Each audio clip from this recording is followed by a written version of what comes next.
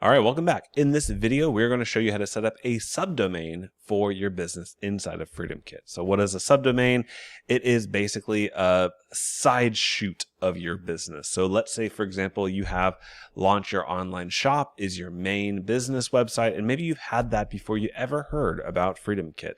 And maybe that platform exists on a WordPress blog or a Shopify store or something else.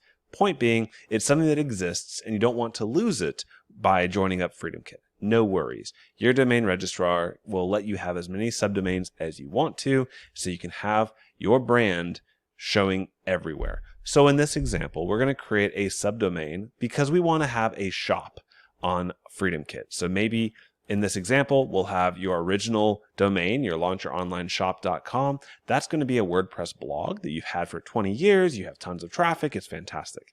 You're now going to create shop.launchyouronlineshop.com, which is very confusing, but I love it. And that subdomain is going to point to a store in Freedomkit.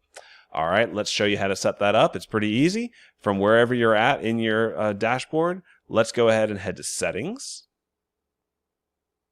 From Settings, we're going to go down to Domains on the left-hand side. From Domains, we're going to click on the plus button. It says Add. We're going to type in shop.launchyouronlineshop.com. Now notice that the little toggle switch down below disappeared. That's because this is a subdomain, so we don't need to deal with www anymore, which is great. Now, if you don't have your website set up with Cloudflare, your domain set up with Cloudflare, I should say, you'll need to manually add that record into your DNS. But I'm going to assume that you do have it set up. Let me just type that in again. So we're setting this up. We're saying continue. And now it's going out and is looking. It's going to realize that Cloudflare is the service that is managing our domain. And we can see here, it's going to show us what it's going to add for us. It's just going to add a simple record. You could do this yourself if you'd like to. But in this case, why do more work than we need to? I'll simply click Authorize Domain. And now it's going to pull up your Cloudflare account and give you a final chance to look it over and say, hey, this is what we're doing. You cool with it? Absolutely. Click on Authorize, and it's off to the races. I'll pause the video and come back as soon as this is done. Okay, it's done. And it says, yay, domain shop.launchyouronlineshop.com is added successfully. So the last thing you need to do is tell it where your shop actually lives. So I assume you have your website already started to be built inside of Freedomkit. In this case, we're going to use the demo Little Angels website because that has an e-commerce shop built in automatically.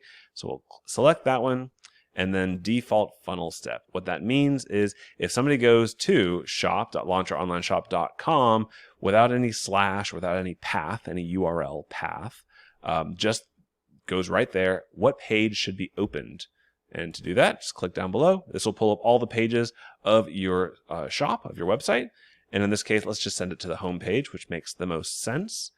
And there you go. Last thing, you can click on the additional options. It'll give you a few options here. So 404 or error page. What happens if somebody types in your domain with a typo somewhere after the slash? What happens next? If you have a 404 page, you could take them to it.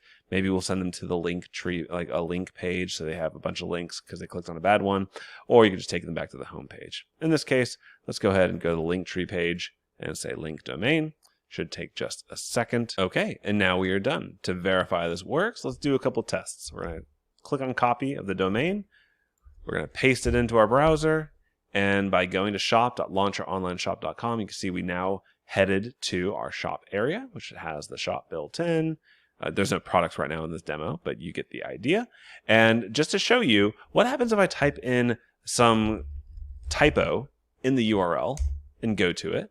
It should take me to, in this case, I set up a link tree page, which has an image and a few different links you can put in, which would be useful for all you social media aficionados. So there you go. That is how to handle subdomains inside of Freedomkit. Have a great day.